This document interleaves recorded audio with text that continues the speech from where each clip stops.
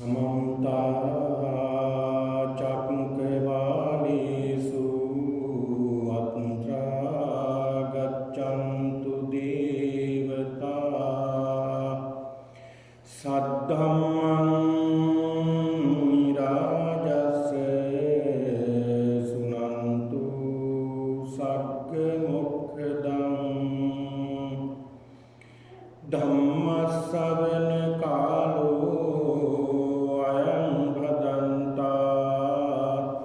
धम्मश्रवण कालो अयं भदन्ता धम्मश्रवण कालो अयं भदन्ता नमो तस्से भगवतो अरहतो सम्मा सम्बुद्धस्से नमो तस्से भगवतो अरहतो सम्मा सम्बुद्धस्से नमो तस्से भगवतो अरहतो सम्मा सम्बुद्धस्से तीनिमानि विक्कवे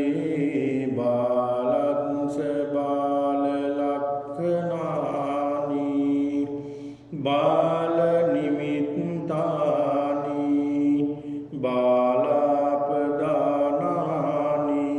खतमानि तीनि इद भिक्खवे बालो दुश्चिन्ति च चिन्ति च होति दुर्भाषित भाषी च दुःखटकम्मकारी होती थी।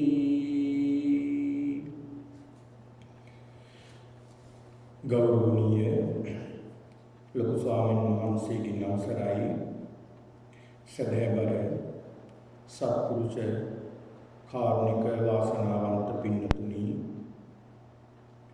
මේ වස් කාල පරිච්ඡේදයත් අවසාන වේගන යනවා නබෝ දිනකින් කර්ණ ජීවර මහා පින්කම සිදු කිරීමට ඔබ සියලු දෙනාම සංවිධානය කරගෙනයි තිබෙන්නේ මේ වස්තු මාසය තුල ඔබ බොහෝම ශ්‍රද්ධාවෙන් යුක්තව මේ උතුම් වූ වැඩසටහන් මාලාවට සහ සම්බන්ධ වී අප්‍රමාණ වූ කුසල සිදු කරගන්නට යෙදුණා. වස්පින්කම් මාලාව බාර ගන්නට යෙදුණ මේ පින්වතුන් විහාරස්ථානීය ස්වාමින් වහන්සේලාගේ අඩුපාඩුකම් සිල්පසෙන් සොයා බලමින් උපස්ථාන කරමින් විහාරස්ථානයේ කටයුතු වලදී මේ පින්කම් වලදී බෙහෙවින්ම සොයා බලමින් කටයුතු කරන්නට යෙදුණා. ඒ කාල පරිච්ඡේදය අවසාන වේගනයි යන්නේ. අප්‍රමාණ වූ කුසලයක් මේ පින්නතුන් සිද්ධ කර ගන්නට යෙදුණා. අදත් එහි එක දිනයක් විදිහට මේ ධර්මානුශාසනාව ශ්‍රවණය කරමින් බෙහෙවින් පින් සිද්ධ කරගන්නට සිත පහන් කරගන්නට බලාපොරොත්තු වෙන තමයි මේ සියලු දෙනාම මේ විහාරස්ථානයට පිය නගන්නට යෙදුනේ. ඒක නිසා පින්නතුනි ඔබ බෙහෙවින්ම මේ කඨින චීවර පූජා පින්කමට තේවීමක් තමයි මේ දායක පින්නතුන් සිද්ධ කරන්නේ.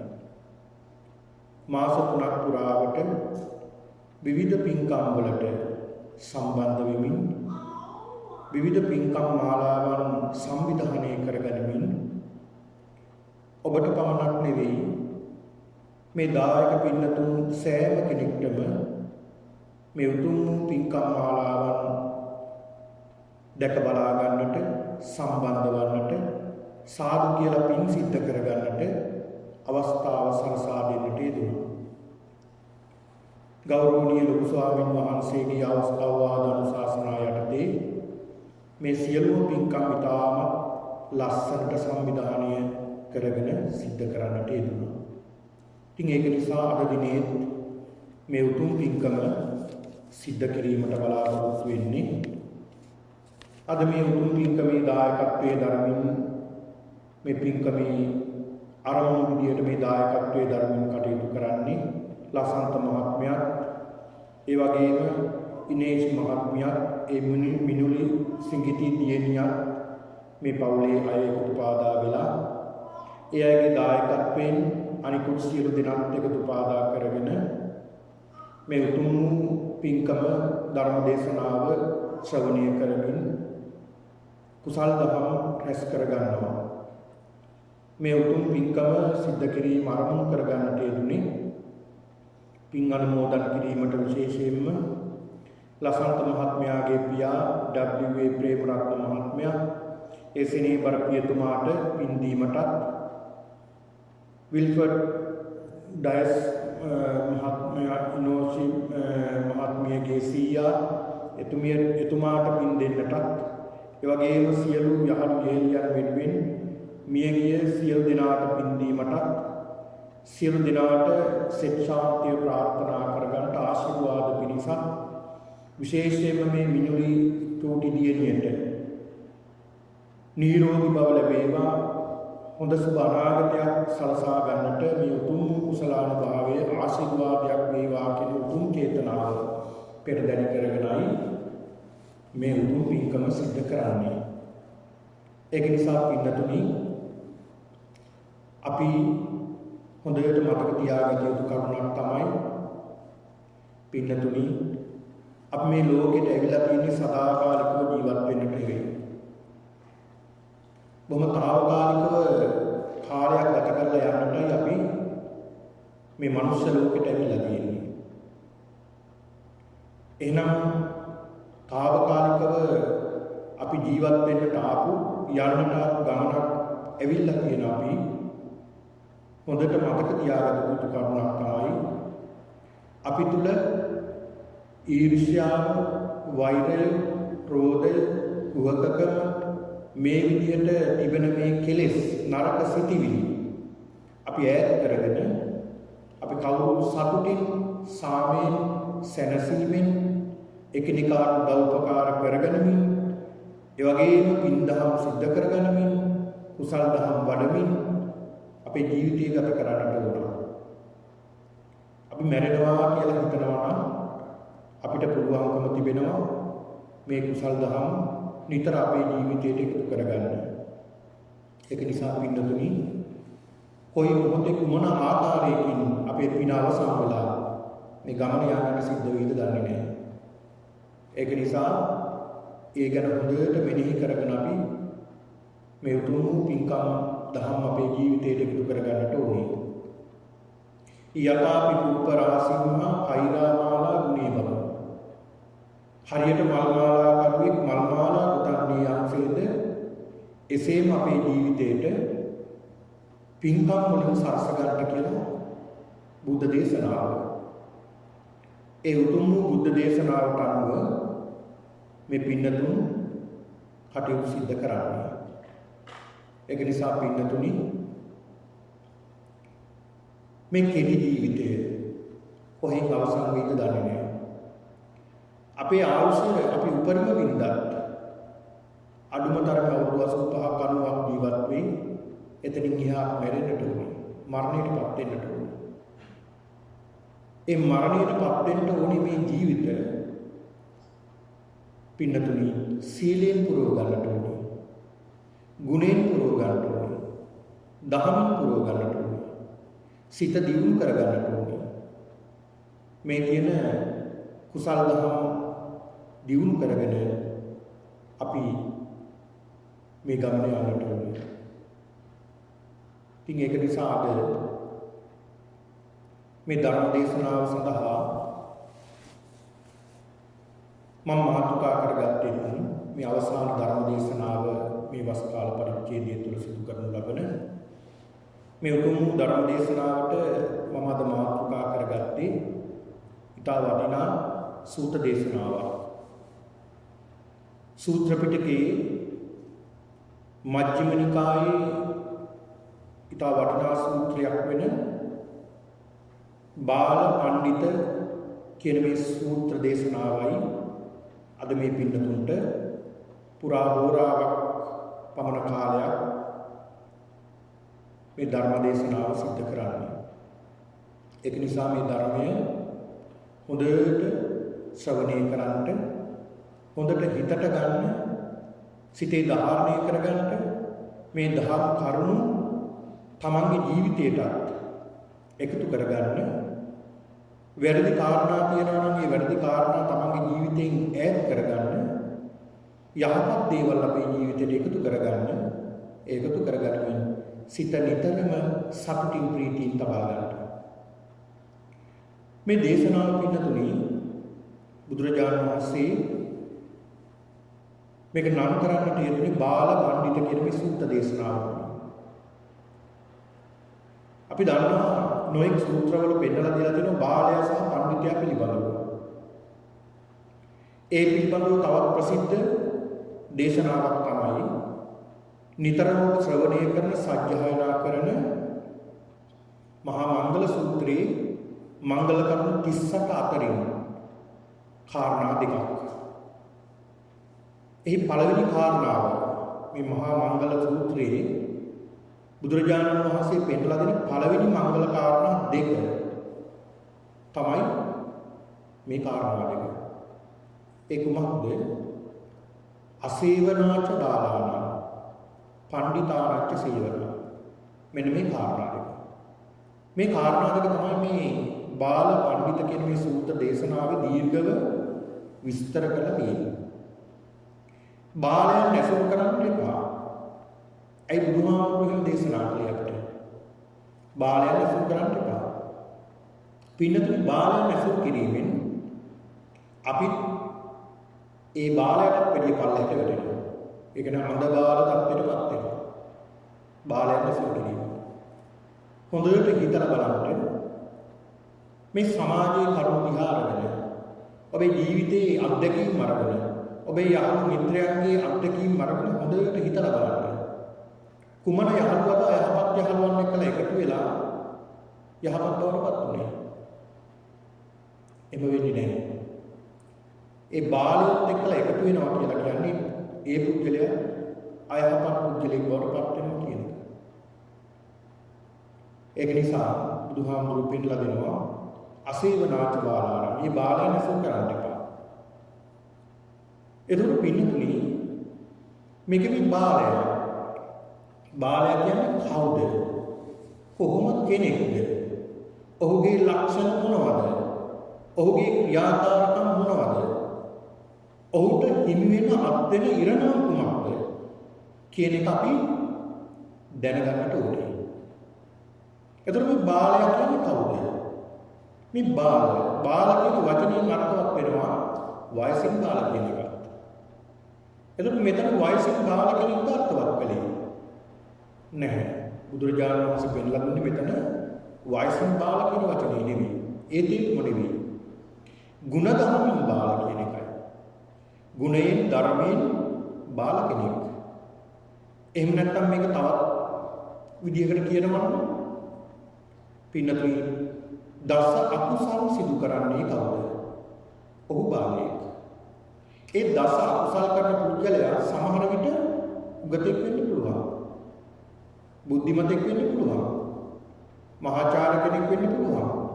ආචාර්ය කෙනෙක් වෙන්න පුළුවන්. ගුරුවරයෙක් වෙන්න පුළුවන්. කුමන තරාතිරක වේවා ඔහු පස්පව් දස අකුසල් කරනවා නම් ඔහු බාලයි. ඒ තරාතිරම වැඩක් නැහැ. ඒ තරාතිරම මොන තරාතිරමක හිටියත් ඔහු යම් කිසි අකුසල දහමට නැඹුරු වෙලා සිටිනවා නම් ඔහු බාලයෙක් කියලා බුදුහාමුදුරුවෝ පෙන්නලා දුන්නා. ඒ බාලයට මොන තරම් ධර්ම කරුණු කියලා දුන්නා බාලයට ග්‍රහණය කරගන්න බෑ. ඇයි?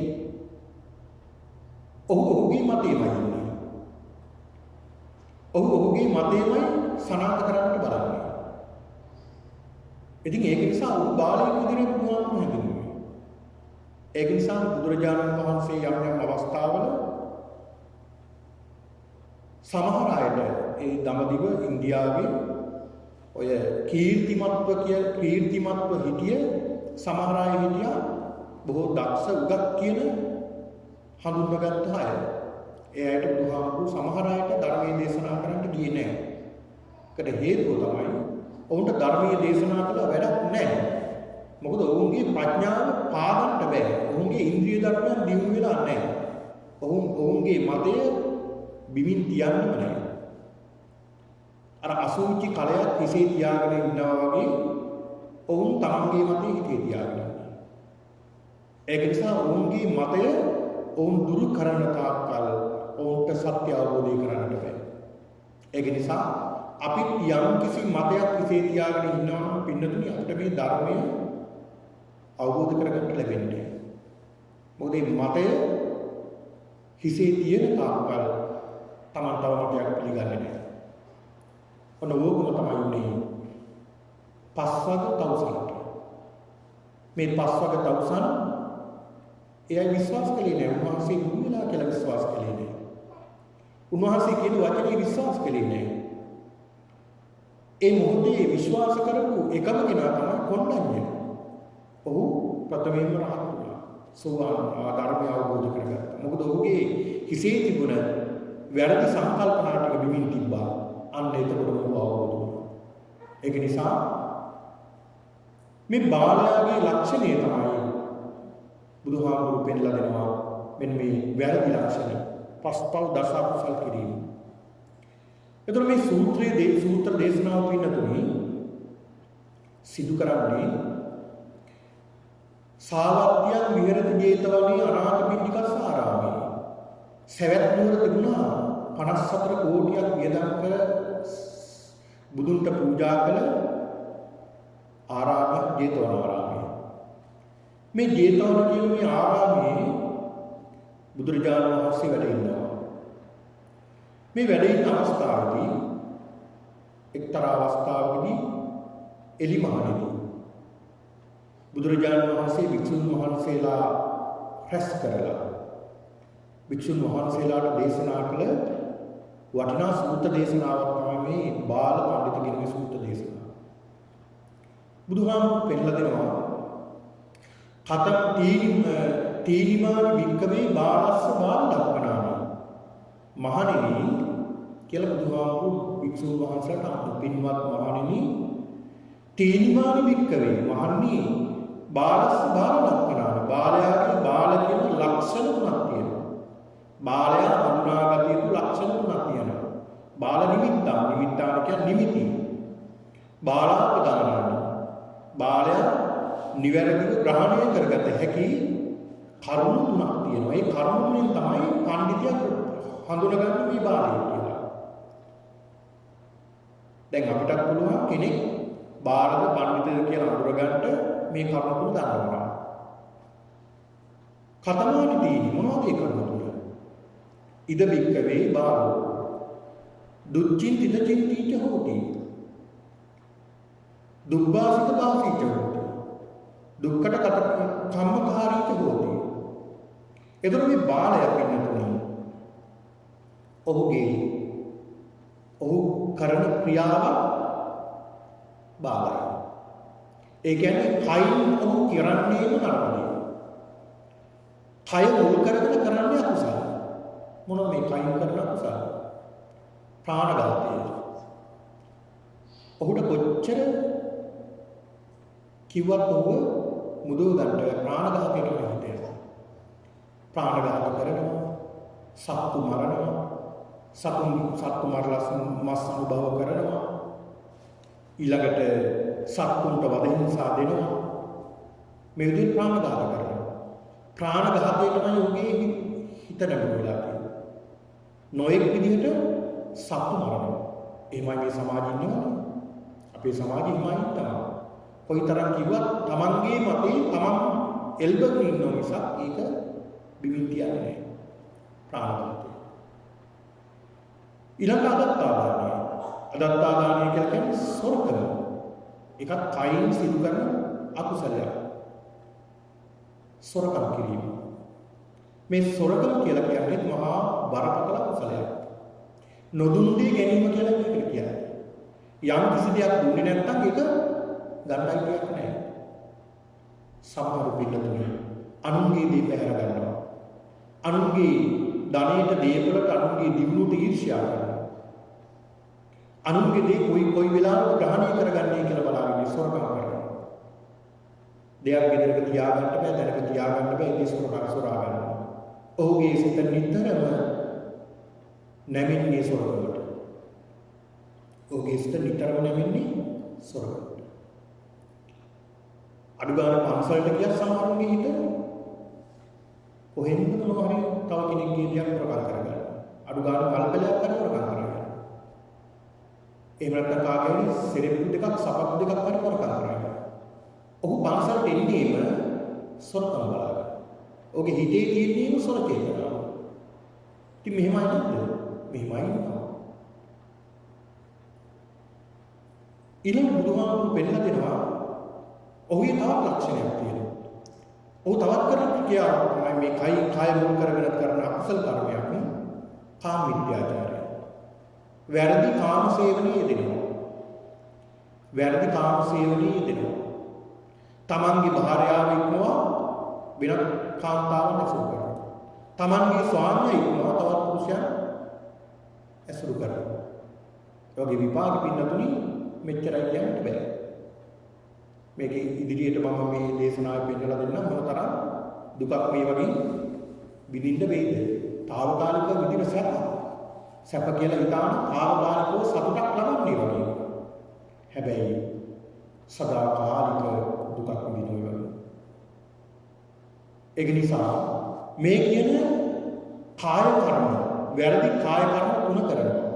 එහෙම කාය කර්ම වැරදි කාය කර්ම තුනක් කරනවා නම් ඔහු බාලයෙක්.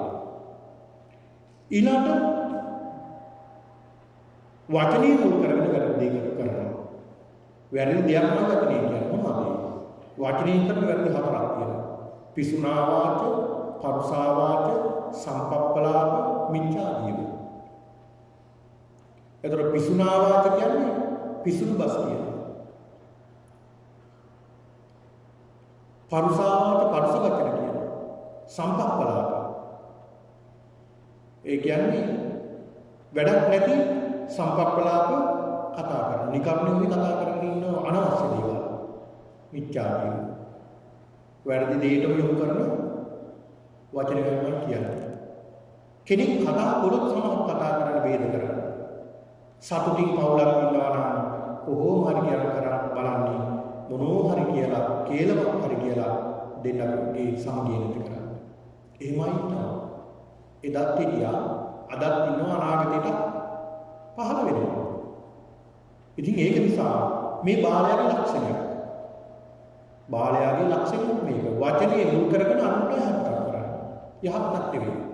අනුන්ට යහපත්මයි කරන්නේ. කාට හරි කේලමක්මයි කියන්නේ. කවුරු බිඳවන්නමයි වචනයක් කියන්නේ.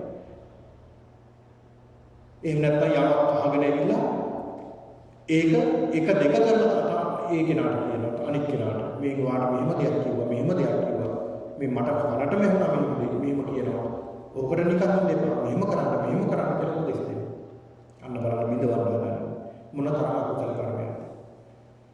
කරන කලට පව මිහිරිය වීසි විඳින කලට දැඩි වේවි කරනකොට හරි සතුටුයි. හැබැයි විඳිනකොට මහා දැඩි දුකක් විඳින්න.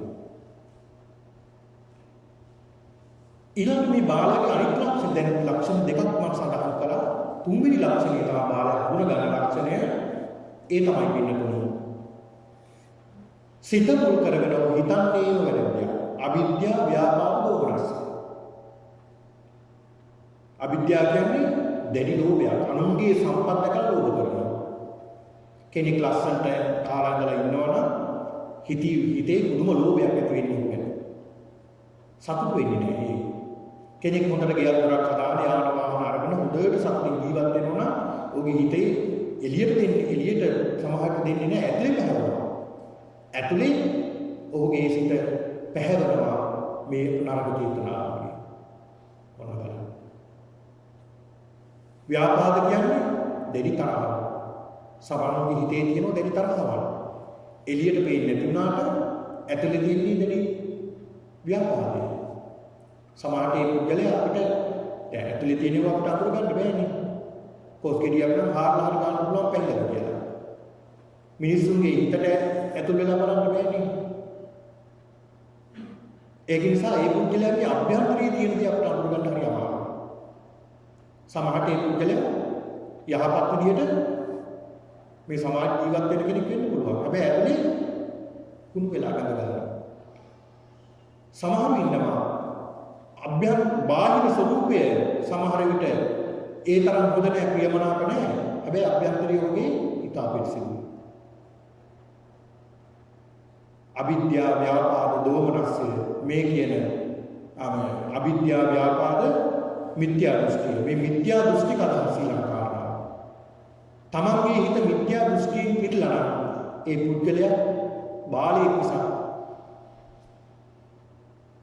ඔහු පඬිතෙක් වෙන්නේ නැහැ. දැන් සමහරුන්ගේ මත තියෙනවනේ මිත්‍යා දෘෂ්ටික මත. දැන් සමහරු දැන් බෞද්ධයෝ කියන අය ගාවක් තියෙන සමහර අය ගාව භෞතිකවාදී මත. කවුද විශ්වාස කරන්නේ මෙල්ලගේ තව කොහෙද උපදිනවා කියලා. ඒ කියන්නේ නැවත උප්පත්තියක් සිද්ධ වෙනවා කියලා සමහර විශ්වාස කරන්නේ. ඊළඟට තව දැනක ඉඳලා අපි මේ පෙර භවයක් අක්ක අපි ඉඳලා තමයි ආවේ කියලා විශ්වාස කරන්නේ. ඔවුන් කල්පනා කරන්නේ මේ ලෝකයේ අපි ජීවත් වෙලා හොඳට කාලා බීලා සතුට වෙලා මැරෙනවා. මැරුණට පස්සේ ඉතින් කොහේ මේ මුකුත් වෙන්නේ නැහැ. මේ ජීවිතේ ඇවිල්ලා තියෙන්නේ හොඳ සැප විඳින්න. ඒකින්ද අපි හොඳට සැප විඳින්න ඕනේ. ඒ සැපෙන් ඉඳලා අපි මැරෙන්න ඕනේ. එහෙම මිනිස්සුන්ගේ තියෙනවා මේ අපි ඔය කතා කරනකොට සමහර මිනිස්සුන්ගේ හිතවල තියෙනවා කතා කරනවා මෙහෙම. භෞතිකවාදී චින්තන තියෙන මිනිස්සුන්ගේ. ඉතින් මේ කියන මිත්‍යා දෘෂ්ටික මත මේවා ඉස්සරහ තිබ්බා අදත් තියෙනවා අනාගතේ පහළ වෙනවා. අඩු වෙන්නේ නැහැ. එක දේශනාවක් මේ පිටුතුන් මේ කාලෙදි මම සිද්ධ කළා පායාස රාජයන් කියන මේ සූත්‍රය. මේ සූත්‍ර දේශනාවෙත් මේ මිත්‍යා දෘෂ්ටික මත ඔළුවේ තියාගෙන හිටපු රජගෙනෙක් පිළිබඳව සඳහන් කළේ. ඉතින් ඒක නිසා පින්නතුන් මෙන්න මේ බාලයාගේ ලක්ෂණ. ඔහු කය මුල් කරගෙන වැඩ දෙයක් කරන්නේ, වචනේ මුල් කරගෙන වැඩ දෙයක් කරන්නේ, කියන්නේ සිත මුල් කරගෙන වැඩ දෙයක් සිතන්නේ. ඒතකොට මෙන්න ඔහුගේ බාලයාගේ ලක්ෂණ තුන හඳුනා ගන්න ලක්ෂණ. ඒතකොට මේවට කියනවා දස අකුසල. කය මුල් කරගෙන අකුසල තුනක් කරනවා, වචනේ මුල් කරගෙන හතරක් කරනවා, හතරයි තුනයි හතයි. සිත මුල් කරගෙන තුනක් කරනවා, හතයි තුනයි 10යි. දස අකුසල මේවට කියනවා. ඊළඟ බුදුහාමුදුරුවෝ පෙන්නලා දෙන පින්නතුනි මේ බාලයා විඳින දුක් තුනක් තියෙනවා. ඒ බාලයා මෙලෝ වශයෙන් විඳින දුක් තුනක් තියෙනවා. මොනවද? එකක් තමයි පින්නතුනි සමහර විට බොහෝ පිරිසක් එකතු වෙලා ඉන්න තැනක සතරමන් සම්පියක තුන්මන් හන්දියක ජනයා එකතු වෙලා ඉන්න තැනක මිනිස්සු කතා කරනවා මෙහෙම.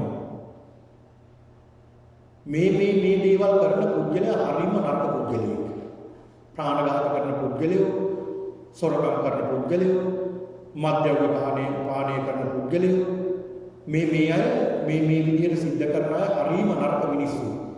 මම නම් කැමතිවත් නෑ මේ වගේ මිනිස්සු ඇසුරු කරන්න. මේ සමාජයෙන් අපි ඈත් කරන්න ඕනේ මේ පුද්ගලයෝමයි කියලා මේ අය කතා කරනවා නරක පුද්ගලයෝ ගැන. බාලය ගැන මේ විදිහට සාකච්ඡා කරනකොට කතා කරනකොට පින්නතුනි ඒ බාලයාට මේක ඇහෙනකොට සිද්ධ ඔහුට හිතෙන්නේ ඔහු ඒ සභාවකට ගිහිල්ලා ඒ අයත් එක්ක අහන්න කතා කරනවා නෑ. මෙහෙම කතා කරනකොට ඔහුට හිතෙනවා අනේ මේ මිනිස්සු කතා කරන මං ගැන දන්නේ. දැන් වැරදි කරන කෙනෙක් පස්පව් දසකුසල් කරන පුද්ගලයෙක් පින්නතුනි බුදුහාමුදුරුවෝ පෙන්නලා දෙනවා මේ සීලේ ආදීනව පහක් තියෙනවා. සීලය කැඩීමේ පංච සීලේ කැඩීමේ ආදීනව පහක්. ඒ තමයි එකක් තමයි පිරිසක් මැදට නොබිය යන්න බැහැ. දැන් අපි හිතමු පිරිසක් එකතු වෙලා කතා කරනවා. කතා කරනකොට අර ප්‍රාණඝාත කරන කෙනෙක්, අදත්තා සොරකම් කරන කෙනෙක්, එහෙම නැත්නම් සුරා පානය කරන කෙනෙක්, මත්පැන් පානය කරන බේබද්දෙක්. එතන යනවා. ඒක බලාගෙන ඉන්නවා. ඔහුට හිතෙනවා මෙහෙම මං ගැන දන්නේ නැහැ කතා කරන්නේ. ඇත්තටම මං ගැන වෙන්නද කතා කරන්නේ මේ කට්ටිය එකතු වෙලා. අර පිටස වෙනත් කතාවක්, මොකක් හරි දැහැමි කතාවක් හෝ වෙනත් කතාවක් වුණ කරන්නේ. හැබැයි ඔහුට හිතෙනවා මං ගැන තමයි මේ කතා කරන්නේ. මෙන්න මේ වගේ තමයි බාලයාට පිරිසක් මැදට යන්නට බෑ. ඒ පිරිස මේ ගැන සාකච්ඡා කරනකොට මේ වැරදි කාරණා පිළිබඳව සාකච්ඡා කරනකොට ඔහුට හිතෙනවා අර මේ පුද්ගලයා සාකච්ඡා කරන්නේ කතා කරන්නේ මං ගාවක් තියෙනවා මේ වැරදි. අනේ මමත් මේ වැරදි කරනවා නේ කියලා පස්තැවෙනවා. දුක් වෙනවා. අකුසල් කරන අය පින්නතුනි ඒ කාන්ත වශයෙන් පස්තැවෙනවා තමයි. සමහරවිට ඒක අද නෙමෙයි හෙට නෙමෙයි. ඔහුට ටිකෙන් ටික මේවට විපාක ලැබෙනවා. මොකද අපි ස්වාමීන් වහන්සේලා විදියට බොහෝ ජනතාවක් ඇසුරු කරන්න සිද්ධ වෙනවා අපිට. ඒක නිසා අපි දන්නවා මේ සමාජීය කරුණු සෑහෙනකොට. සමහර පින්නතුන් ඕන තරම් උදාහරණ තියෙනවා. අකුසල් කරපු අයට වෙන්නේ මොකද්ද කියලා මෙලොව වශයෙන්. එක පුද්ගලයෙක් හිටියා. ඔහුගේ ජීවිකාව තමයි ඔහු විනෝදයට මාරු කරනවා. බිලි කොක්ක දාලා මාරු කරනවා. ටික කාලයක් ගියා. කාලය ගත වුණා. ඔහුට පිළිකාවක් වැළඳුණා. හරියටම ඔහුගේ බෙල්ලේ. පිළිකාව කොච්චර දරුණුද කියනවනම් ඔහුට ආහාර ගන්නත් බෑ. පපුව හිල් කරලා තමයි බඩයක් ඇතුල් කරලා තිබුණේ. මේක කුණු වෙලා ගඳ එනවා. ඒ තරම් ගඳ සෑහෙන කාලයක් දුක් විඳලා මරණයට පත්. මෙලොව වශයෙන් විපාක. මෙලොව වශයෙන් විපාක. ප්‍රාණඝාත කරන අය, සතුන්ට වද දෙන අය. එක පුද්ගලයෙක් හිටියා. ඒ පුද්ගලයා තරුණ කාලේදී සත්තු ඔය හාව, මීමින්නු මේ වගේ සත්තු අල්ලගෙන සතා පොලේ ගන්නවා.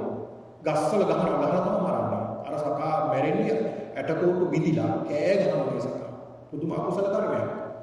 පස්සේ කාලෙදී මේ පුද්ගලයා මොකද උනේ? අසනීප වෙලා දියවැඩිය වැදිලා ඇඟිල්ලක් කපන්න උනා. ඇඟිල්ල සනීපුන්නේ ටික කාලයක් යනකොට ටිකෙන් ටික 10-12 පාරක් කපලා මුළු කකුලම කපන්න උනා. ඒකේ වේදනාවෙන් මරණයට.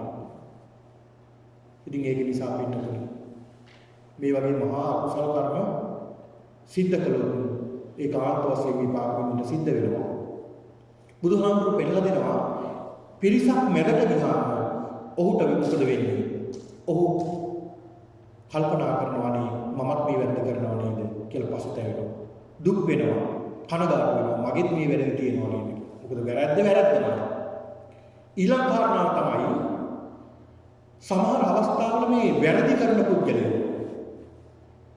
පොලිසියෙන් අල්ලගෙන රජුව අල්ලගෙන ඇවිල්ලා කාර්යපක්ෂය අල්ලගෙන ඇවිල්ලා අද කාලේ පොලිසියෙන් අල්ලගෙන ඇවිල්ලා දඬුවම් කරනවා. ඉස්සර දස දඬුවම් දුන්නා. දෙතිස් දුබල දුන්නා.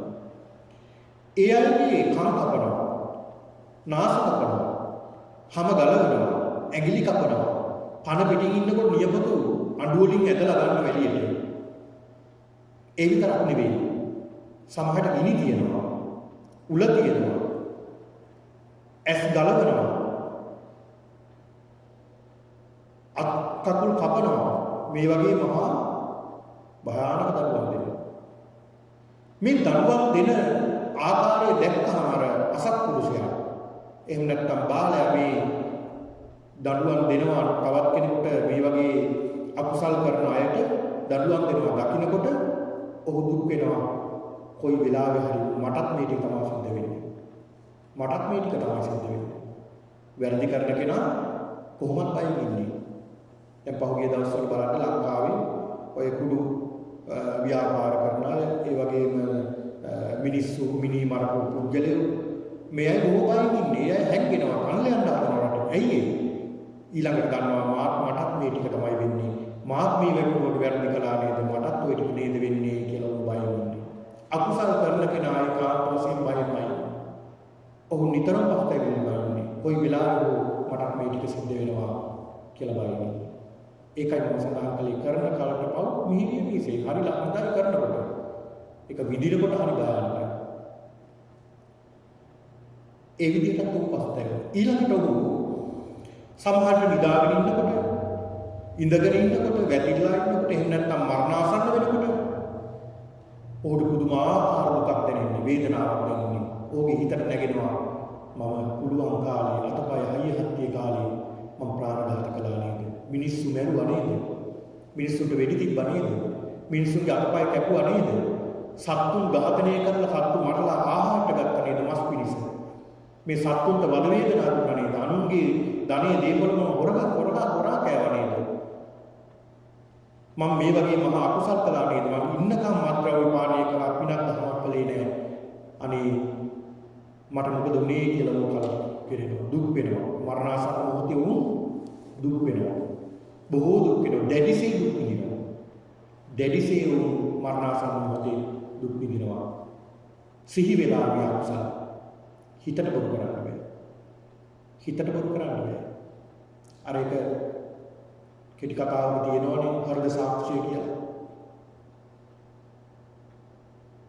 මරණයක් සිද්ධ කරලා ඒ පුද්ගලයා ඝාතනය කරලා තමන්ගේ නිවසේම යට වලල්ලා සිමින්ති දාලා පොලිසියට කතා කරනවා. හැබැයි කිසි කෙනෙක් දන්නේ නැහැ. ඔහුගේ හෘද සාක්ෂිය දන්න. අවසානට ඔහු කතා කරලා කෑ ගහලා කියනවා තමන්ගේ හෘද සාක්ෂිය මම තමයි මැරුවේ කියලා.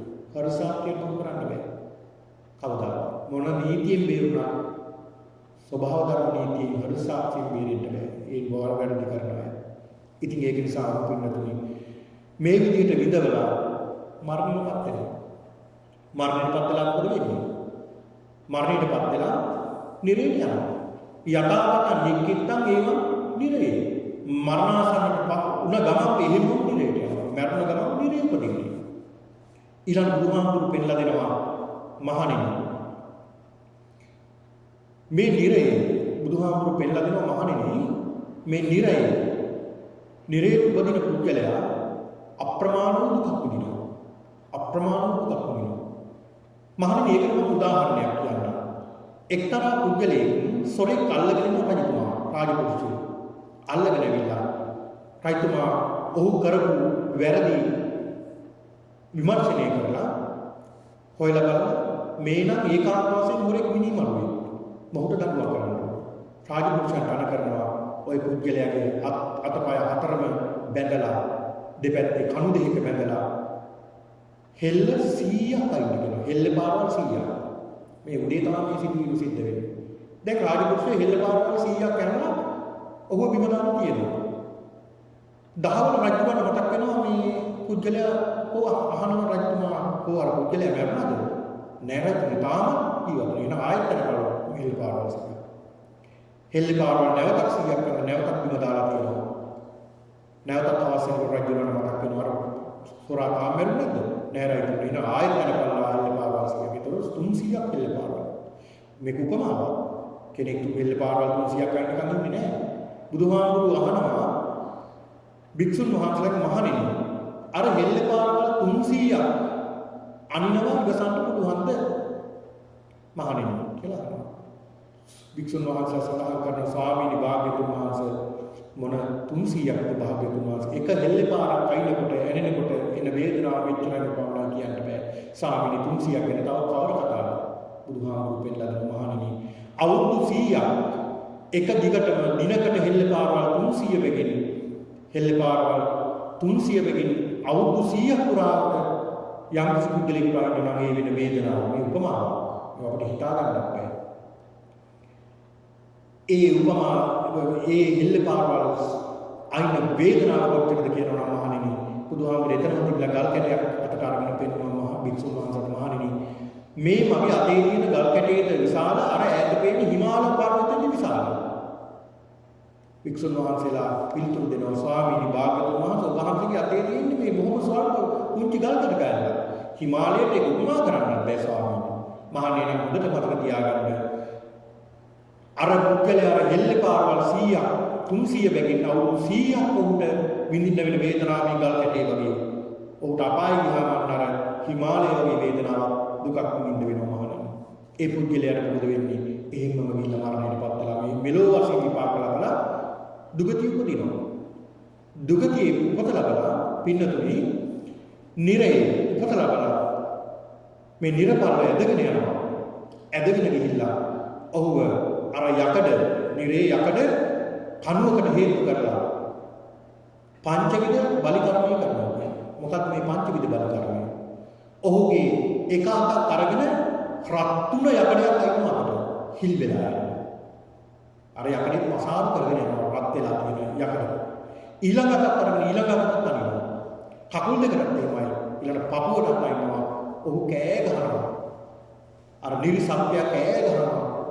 පුදුමාකාර වේදනාවක් විඳින්නේ. අපිට කට්ටක් කරනකොට අපිට තියෙන වේදනාවම තරම්. මේවා පින්නතර බුදුහාමුදුරුවෝ මේ කෙනෙක් බය කරන්න කියන දේවල් මේ සූත්‍ර දේශනාවල උන්වහන්සේට කෙනෙක් බය කරන්න අවශ්‍ය උන්වහන්සේවත් දැකලාමයි පෙන්නන්නේ. උන්වහන්සේ අනුකම්පාවෙන්මයි පෙන්නන්නේ. මේවා අපට අත්දැකීමක් නැහැ. මේ ත්‍රිපිටකය අපි විශ්වාස කරන බුදුහාමුදුරුවෝගේ දේශනාව. ඒක නිසා බුදුහාමුදුරුවෝ දේශනා කළ මේ දේවල් අපිට විඳින්න ගියාම තමයි අපිට තේරෙන්නේ. මොනතරම් විපාකයක් කියලා. මේවා අපිට පේන්නේ නැහැ. මේවා පේනවනම් අපිට දකින්නවනම් අපිට විශේෂ ඥානයක් වුණා පුදුව ගන්න වෙනවා. ඒකත් බුදුහාමුදුරුවෝ පෙන්නලා දෙනවා පාර. ඊළඟ පින්නතුනි ඔහු දැන් මේකේ වේදනාවෙන් මේ රත් තුන යකඩ වලින් යන්නාම ඔහු වේදනාවෙන් කෑ ගන්නවා. වේදනාවෙන් කෑ ගන්නවා. මොන තරම් ඔහුගේ අකුසල කර්මයේ බලවත්ද කියනවා නම් ඔහුගේ වේදනාවක් ඒ තරමට. දැන් උදාහරණයක් විදිහට හිතමුකෝ දැන් අපි ඉන්නේ මේ සුගති භූමියක නෙමෙයි අපි ඉන්නේ. සුගත භූමියකේ සුගතිය පල්ලෙහාම භූමියක ඉන්නේ අපි. හත්වෙනි පල්ලෙහාම භූමිය අපි ඉන්නේ. මේකේ තියෙන දුක මෙහෙමනම් අපාය කොහොමද? ඒකේ දුකම විතරයි සැපක් නැහැ. කරපු කුසල කර්ම විපාක දෙන්නේ නැහැ. අකුසලමයි විපාක දෙන්නේ. ඊළඟට මේ නිර්පල්ව අරගෙන ගිහිල්ලා ඔහුව බිම භාවනා කරනවා. බිම භාවලා මොකද කරන්නේ? කෙටේරි අරගෙන හමරනවා. අර බිමත් රත් වෙලා යකඩ. තන්නේ කරම ගිනියම් වෙලා යකඩ. කර්මානුරූපව පහළ වෙන මේ නිර්සත්‍යය. කර්මානුරූපව පහළ වෙන නිර්පල්ව. මේ අය වඩ දෙනවා කෙටේරි කරනවා. රැහැලා මෙහු කෑ ගහන වේදනාවෙන් කෑ ගහලා අවසානට මොකද කරන්නේ? ඔහුව හිස පල්ලහැට ඉන්න තියෙන්න කකුල් දෙක උඩට තියෙන්න හිට හරවලා ඊළඟ වැයෙන් අහිනවා. හැම මස් හිටන් වහිනවා. රැහැලා ඉන්නතුනි මේවා මොනතරම් වේදනාවක්ද? වර්තමානයේ තොප දේවල් සිද්ධ වෙලා නැතුව මේ. දැන් 88 89 79 කලබල කාලේ මම දැක්ක පොතක ඒ අල්ලගෙන ගිය තරුණයාට දීපු වදද මොනතරම් වදයක් දුන්නද? ඔවුව පිච්චුවා, පණ පිටින් පිලිස්සුවා, අතපය කැපුවා. ඊළඟට සමහරුන්ට හිසට කියලා එන ගැහුව පරාදන්නේ. එක කනකින් අනිනවා පෑනකින් අනිත් කනින් මතුවෙන්නේ මොනතරම් වේදනාවක්ද? දැන් මේ ලෝකෙ මෙහෙමනම් සතර පාඩි ගහම කොහොම වේද? මේ වගේ පුදුමාකාර දුකක් විඳින්න. ඔහු කෑ ගහනවා. හැබැයි මැරෙන්නේ නැහැ. මැරෙන්නේ නැහැ. මොකද කරපු අකුසල කර්මී බලවත් කරනවා. ඊළඟ මොකද කරන්නේ? රතේක කර්මානුරූපේ පහළ රතේක බැඳලා අර ගිනි ගොඩේ සම්පූර්ණයෙන්ම ඇදගෙන යනවා. කෑ ගහනවා. මස් ගැලවිලා යනවා. කෑ ගහනවා. ඒත් මැරෙන්නේ නැහැ. ඊළඟ පින්නතුනි ගිනි ගන්න අඟුරු පර්වත තියෙනවා. මේ පර්වත වලට නගනවා. නැගින නැත්තම් ගහනවා. හැම මස් ගැලවිලා යන්න ගන්නවා. අර වේදනාවක් නගිනවා. ඒ නගින කොටක් වේදනා, ගහන කොටක් වේදනා. අර ගිනි අඟුරු පර්වතයෙන් නගිනවා. පිච්චි නගිනවා. කොච්චර පිලිස්සෙනවද කිව්වොත් හැම පිච්චෙනවා, මස් පිච්චෙනවා, ඇට කැබලි පිච්චිලා ඇට අස්සෙන් දුම් දානවා. ඒ තරම් හැබැයි මැරෙන්නේ නැහැ. ටික වෙලාවක් යනකොට නැවතත් අර මස් හරියනවා. නැවතත් වේදනාවක්. ඊළඟ පෙන්නලා දෙන බුදුහාමුදුරුවෝ ඊළඟට ඔව්ව අල්ලගෙන ඇවිල්ලා හිස යටිකුරු කරලා ලෝකුපු නිරේට ඔබනවා. මේ ලෝකුපු නිරේට ඔබ කොහොම පින්නතුනි? ඒ නිරේ යොදුන් 100ක් ගැඹුරුයි ලෝකුපු නිරේ. හරියට ලාව වගේ පැහැෙනවා. පුදුමාකාර ප්‍රශ්නයක් තියෙනවා. මේකට ඔබ කොහොම ඔවුන් කෑ ගහනවා. ඔවුන් දිය වෙලා යනවා යටටම බහිනවා. බහලා අඩිය වෙදින නැවතත් අවුරුදු 100 ගානක් ගත කරලා නැවතත් උඩ මෙන්න ආයෙ පොළොව. ඒත් මැරෙන්නේ නැහැ. පණ ඉතිරි වේදනාවට. නැවතත් ඔවුන් මොකද වෙන්නේ මේ ඒ කර්මයක් වුණාම? ඊළඟ පින්නතුනේ ඔවුන්ව නැවතත් අරගෙන ගිහිල්ලා මහා නිරේට දානවා. මේ මහා නිරේ සඳහන් වෙනවා කොන් 4ක් තියෙනවා. ඊළඟට දොරටු 4ක් තියෙනවා. ඊළඟට යොදුන් 100ක් ප්‍රමාණය. 4 පැත්තෙන්ම ගින්දර විසිරෙනවා. එක පැත්තකින් පටන් ගන්න ගින්දර අනිත් දොරටු කරා යනවා. මේ පැත්තෙන් නැගෙන ගින්දර එහා පැත්ත කරා යනවා. ආහාරින් දුර ඇරෙනකොට නිරිසත්ත්‍ය දුවනවා බේරෙන්න ළඟට යනකොට බැහැනවා. නැවතත් මේ පැත්තට දුවනවා. පිලිස්සෙනවා පින්නතුනි පුදුමාකාර වේදනාවක්. අවුරුද්දක් දෙකක් නෑ අවුරුදු 100,000 ගානක් දුක් විඳිනවා. මෙහෙම දුක් විඳලා පින්නතුනි ඊළඟ දේශනාවේ සඳහන් වෙනවා ගූත නිරය කියලා සඳහන් වෙනවා අසුචිම් පිරුණ. ඊළඟ ගූත කාදක නිරය කියලා කියනවා. ඊළඟට කුක්කුල නිරය කියලා කියනවා. ඊළඟ අසිපත් නිරය කියලා කියනවා. අසිපත් කියලා කියන්නේ ගස් තියෙන්නේ ගස්වල කොළ වැටෙනවා. කොළ විදියට තියෙන්නේ තියුණු ආග විදිහට තමයි මේ කොළ තියෙන්නේ. කොළ වැටෙනකොට කැපි ශරීරයේ වැටෙනවා බිමට කෑම. ඒ තරම් වේදනාවක් කෑ ගහන ලේ පිරාගෙන. ඒ පැරෙන්නේ නැහැ. අකුසලයේ බලවත්. ඔන්න බලන්න. ඊළඟ සඳහන් වේතරණී කියලා මේ නිර්යන් වලට වැටි අර කර්මයේ ගෙවනවා කරනවා. ඒකයි සඳහන් කළේ කරන කාලට පව් මිහිරිය මිසේ හරිලා රසයි කරනකොට හැබැයි විඳිනකොට ඒක විපාක දෙන්නේ.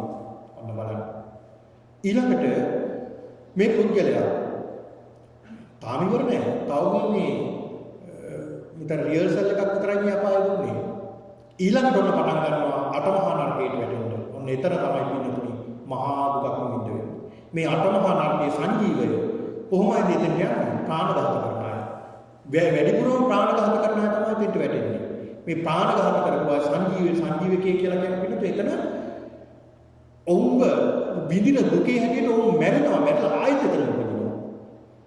අවුරුදු ගාණක් දුක් විඳලා අවුරුදු 100 ගාණක් දුක් විඳලා එහෙම මැරෙනවා. ආයෙත් එතන උපදිනවා. ඉපදුන ගමන් නැවතත් අර මස් හම ඔක්කොම හරියනවා. නැවතත් ආයෙ එහෙමම පිච්චෙනවා දුක් විඳිනවා සංජීවය. ඊළඟ කාල සූත්‍රය කියලා තියෙනවා. කාල සූත්‍රයට වැඩි බොරු කියපු අය. බොරු කියපු අය, කේලම් කියපු අය. ඒ කේලම් කියව අයට මේ නිරේට වැටිලා මහා දුකක් විඳින්න වෙනවා. මහා දුකක් විඳින්න වෙනවා. දුක් විඳලා අවසානට මේ නිර්සත්‍යෝ කෑ ගහලා කියනවා අනේ දැන් නම් කුසගිනියේ කියනවා. එහෙමද?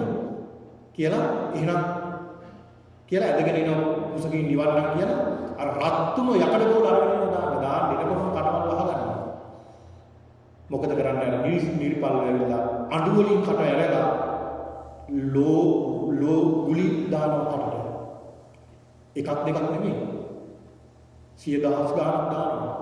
කටට දානකොට පින්නතුනි පිලිස්සීකට කටට දාන මේ ලෝ ගුලි අදෝ මාර්ගයේ පිලිස්සලා යනවා. කෑ ගහනවා.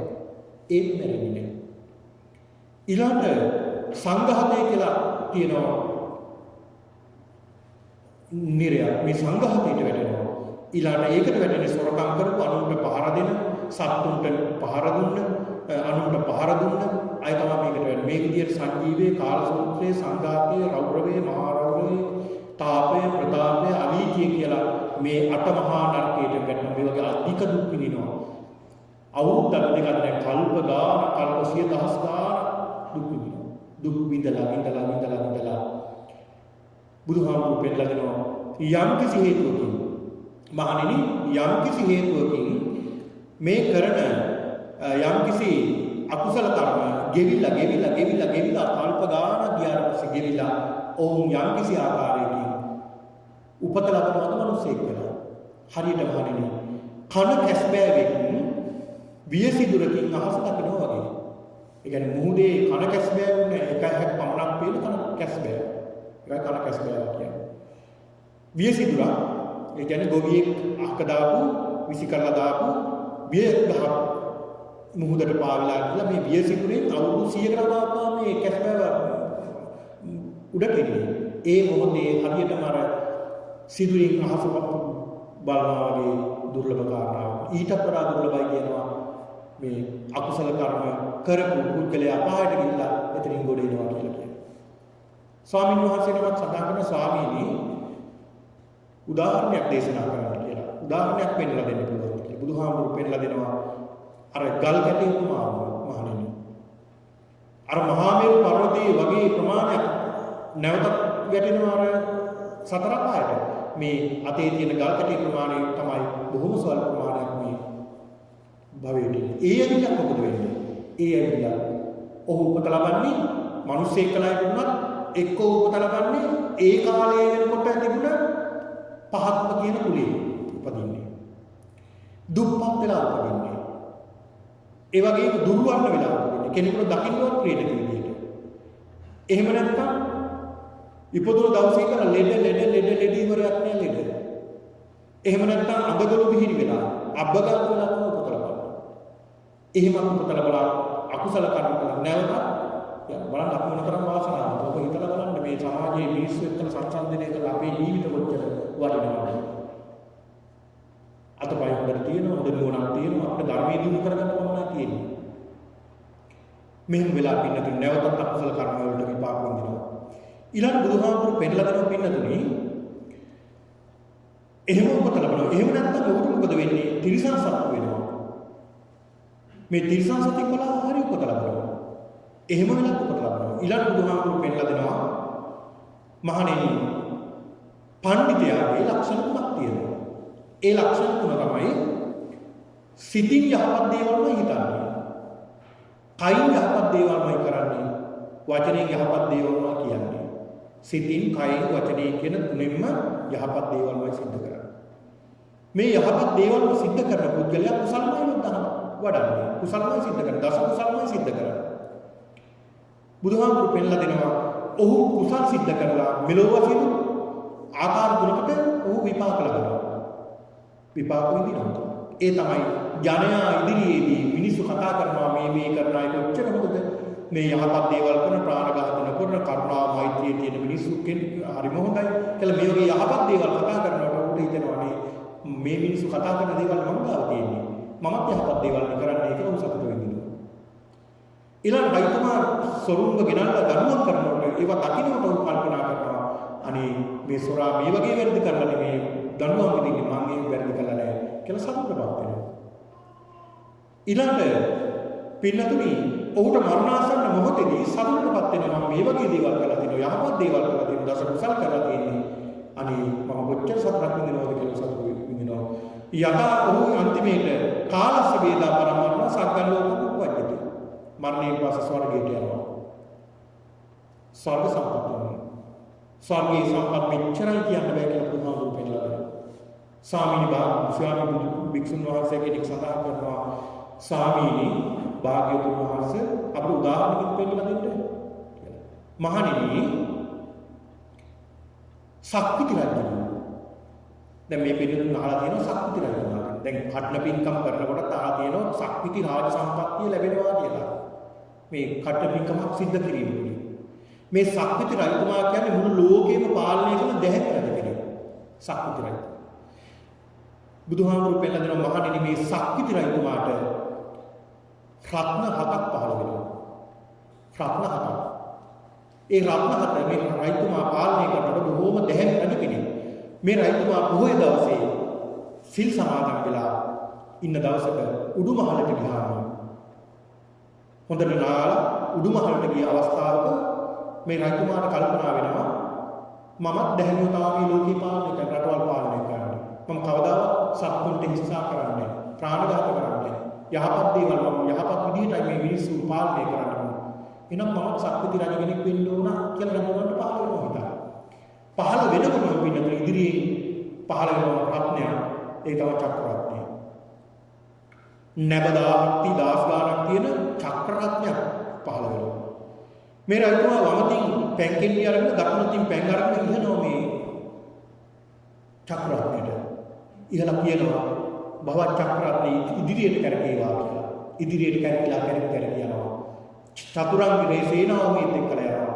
ඒ ඉදිරියට යන හැම රාජ්‍යයකම සතුරු රාජ්‍යෙහි තිබුණු සතුරු හිටියොත් ඒ අය සියලු දෙනා රජු ගාවට ඇවිල්ලා තමන්ගේ රාජ්‍ය රජුවන්ට දෙනවා. රජතුමා සඳහන් කරනවා ඔබ දැහැමින් සෙමින් මේ රාජ්‍ය පාලනය කරන්න කියලා. ඒ අයම රාජ්‍ය පවරලා. ඒ රාජ්‍ය පවරක් නෙමෙයි. ඒතර රාජ්‍ය පව දැහැමිව පාලනය කරන්න මේක හේතු වෙනවා කියනවා. ඒක රත්නයක්. ඊළඟ බුදුහාමුදුරු පෙන්නලා දෙනවා මේ චක්‍රවර්ති රජුන්ට පහළ වෙනවා පින්නතුනි හස්ති රත්නය. හස්ති රත්නය. උපෝසත කියන කුලයේ හස්තියෙක් පහළ වෙන සුදු පාට ඇතේ. මේ ඇතාගේ සුදු පාට ඇතෙක් පින්නතුනි. ස්ථාන 7ක් බිම ගෑවෙනවා. දල 2 සොඬවැල කකුල් 4 පාදයන් 4. ඒ තරම් වටිනා හස්තියේ මේ හස්තිය පුදුමාකාර ජවයක් තියෙන හස්තිය. උදෑසන මේ හස්තියගේ පිටේ නැගලා මුළු රාජ්‍ය වටේම ගිහිල්ලා උදෑසන ආහාරට එනවා කියනවා. මේ තමන්ගේ මාළිගාවට. ඒ තරම් වටිනා හස්තිය. ඒක රත්නය. ඊළඟ අශ්ව රත්නය වලා කියන අශ්වයෙක් පහළ වෙනවා. මේ අශ්වයාගේ පිටේ නැග්ගම අහසින් ගමන් කරනවා කියන මේ හස්තිය. අහසින් ගමන් කරනවා කියනවා. ඊළඟ පින්නතුනි ඊළඟ පෙන්නලා දෙනවා මාණික්ක රත්නයක් පහළ වෙනවා. වෛදූර්ය මාණික්කයක්. නැබ හතක් තියෙන සිදුරු හතක් තියෙන වෛදූර්ය මාණික්ක. මේ මාණික්කය තිබුණොත් හැමතැනම ආලෝකමත් වෙනවා. යොදුනක් පමණ ප්‍රමාණයක් ආලෝකමත් වෙනවා. දවසක් මේ රජතුමා බලන මේ මාණික්ක කොච්චර බලවත්ද? තමන්ගේ උන්තයට හයි කරලා අහසට ඔසවනවා. ඉහළට ඔසවනකොට ඒ ප්‍රදේශෙ විතර නගරෙ හිටපු මිනිස්සු කල්පනා කරනවා ආද ගිර පාරලා අපි වැඩ කරමු කියලා අනිහනිකට වැඩ කටයුතු කරනවා දවල් කියලා හිතලා. ඒ තරමට ආලෝකමත් වෙන මාණික්ක රත්නය. ඊළඟට හම්බෙන ගෘහපති රත්නය. ගෘහපතියෙක් පහළ වෙන ඔහුට යමක් ඔහුට කිව්වොත් ඒ සියල්ල ඉටු කරනවා. ගෘහපතිය මට රත්තරන් ඕනේ. රත්තරන් ගෙනල්ලා දෙනවා. මට මැණික් ඕනේ මේ දේ කරගන්න. මැණික් ගෙනල්ලා දෙනවා. මේ හැම දෙයක්ම සලසා දෙන ගෘහපති රත්නයක් පහළ වෙනවා. ඊළඟ ස්ත්‍රී රත්නයක් පහළ වෙනවා. ඊටාමත් රූප සම්පන්නයි. ඊටාමත් ලස්සන ස්ත්‍රී රත්නයක් පහළ වෙනවා. ඒ ස්ත්‍රිය මොන තරම් බලවත්ද කියනවා නම් අදුම තරමේ හිතින්වත් වෙන පුරුෂයෙක් ගැන හිතන්නේ නැහැ. කයින් කවදාවත්. ඒ තරම් වටිනා ස්ත්‍රී රත්නයක් පහළ වෙනවා. ඊළඟට පුත්‍ර රත්නයක් පහළ වෙනවා. ඒ පුතා රජතුමාට විහිස කරන්න නැතුව රජතුමාගේ සියලු කටයුතු මෙහෙයනවා. මේකින සප්ත රත්නයන් වලනවා. ඊළඟ මේ රජතුමාට පහළ වෙනවා කියනවා 이르දි හතරක්. 이르දි හතරක් පහළ වෙනවා. ඒ තමයි අධික රූපත් බවක් තියෙනවා. අධික රූපත් බවක් තියෙනවා. ඊළඟ දීර්ඝායුෂ ලැබෙනවා. ඊළඟ පින්නතුනි නිරෝගී බව ලැබෙනවා. ඊළඟට ප්‍රියමනාප බවට පත් වෙනවා. හරි ප්‍රියමනාප දකින්න දුටුවන් ප්‍රිය කරනවා. ඇමතිවරු ඊළඟට වටවැසියෝ ඉල්ලනවා නේ රජතුමනි ඔබ ගමන් කරනකොට වීදි සංචාරය කරනකොට ඉක්මනට වීදි සංචාරය වඩින්න එපා. හිමීට අඩිය තියලා යන්න අපිට බලා ගන්න ඕනේ ඇස් දෙක පුරා. ඒ තරමට ලස්සනයි. සක්විති රජු. ඔන්න බලන්න. මෙන්න මේ කියන රත්න හතකුත් 이르දි හතරකුත් ලැබෙනවා කියලා බුදුහාමුදුරුවෝ පෙන්නලා දෙනවා.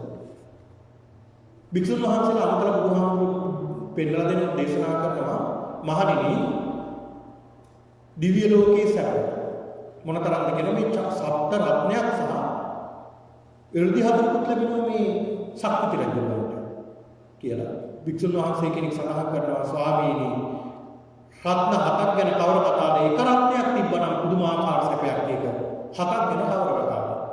බුදුහාමුදුරුවෝ දේශනා කරන මහණෙනි මේ අතේ තියෙන ගල් කැටේ අර හිමාල කන්දය පර්වතය සංසන්දනය කරනකොට ඔය සක්විති රජකම මේ අතේ තියෙන ගල් කැටේ වගේ.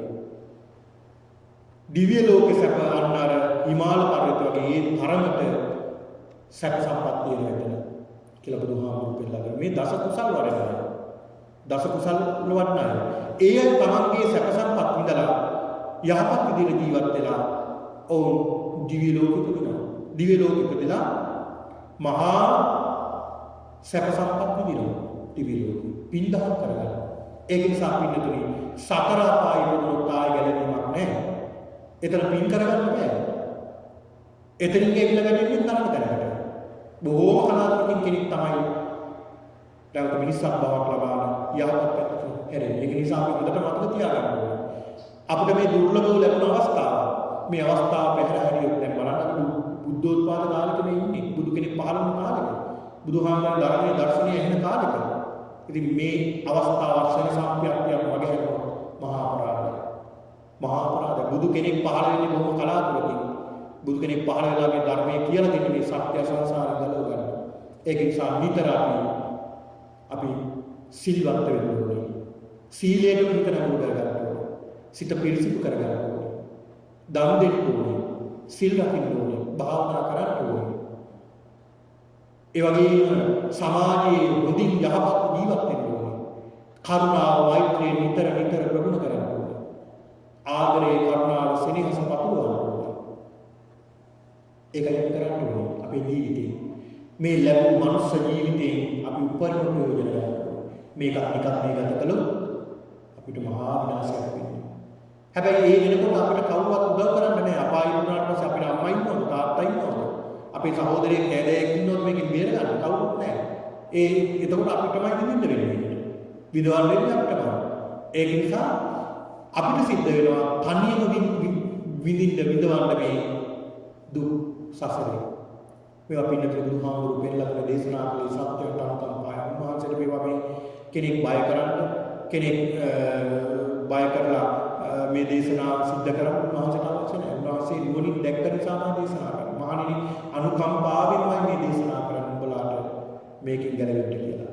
මේකෙන් මිදෙන්න කියලා. හැම දේශනාවකම බලන්න බුදුහාමුදුරු පෙන්නලා දීලා තියෙන සත්‍යයට අනුකම්පාවෙන් මේකෙන් ගැලවෙන්න කියලා. නිතරම උන්වහන්සේ දේශනා කළේ මහණෙනි මිත්‍යා දෘෂ්ටියෙන් මිදෙන්න සම්මා දිට්ඨිය ඇති කරගන්න. සම්මා දිට්ඨිය පිටාරන්න. සම්මා දිට්ඨියට පැමිණෙන්න. සම්මා දිට්ඨියෙන් යුක්තව කටයුතු කරන්න. නිතර සීලවත් වෙන්න. සීලයෙන් කටයුතු කරන්න. සිල්වත් වෙන්න. සීලයෙන් පිරිසිදු වෙන්න. සමාධියටපත් වෙන්න. භාවනා වඩන්න. කියලා බුදුහාමුදුරු පෙන්නන සබ්බ පාපස්සකරණ පවුනම් කරන්න එපා. කුසල සුඛ සම්පදා නිතර කුසල රැස් කරන්න. සචිත්ත පරියුත්තපන තමන්ගේ හිත නිතර පිරිසිදු වෙ තියාගන්න. අකුසල ධර්ම එනකොට වහං කරන්න. අඳුර ගන්න තමන්ගේ හිතට අකුසලයක් වෙනකොට මේක අකුසලයක්.